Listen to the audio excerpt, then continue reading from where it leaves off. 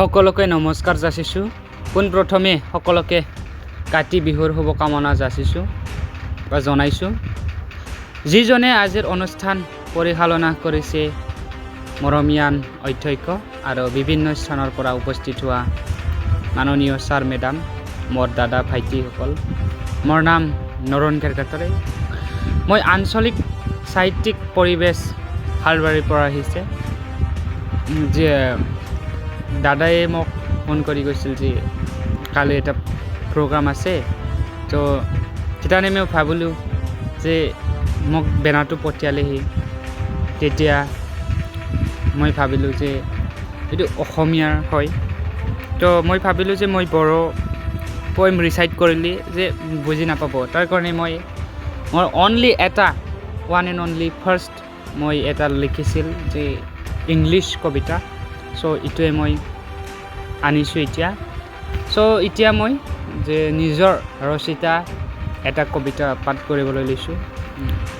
জনাইছোঁৱে মই আগতে, ইংলিছ পাঠ হ'ব এইটো। কবিতাৰ নামটো হ'ল ইণ্ডিপেণ্ডেন্স ডে। চ' এই কবিতাখন আগষ্ট 15 আগষ্টৰ তাৰিখত যে ভাৰতৰ স্বাধীনতা দিৱসৰ সৈতে সম্পৰ্ক ৰাখি ৰচিতা হৈছিল, আৰু এতিয়া মই কবিতা পাঠ কৰিবলৈ আগবঢ়াইছে। Independence day. Vande Mataram, Vande Mataram. Oh, dear Independence Day, you are so pure and you are so good as always. We like you because we are Indians. Once upon a time when British people ruled us, we cried so much like an orphan kid because of your independence. Today is the most beautiful and purest day for Indians. Our heart is full of joy and all we are pitched today. Oh, dear independence, today you step 78 years old.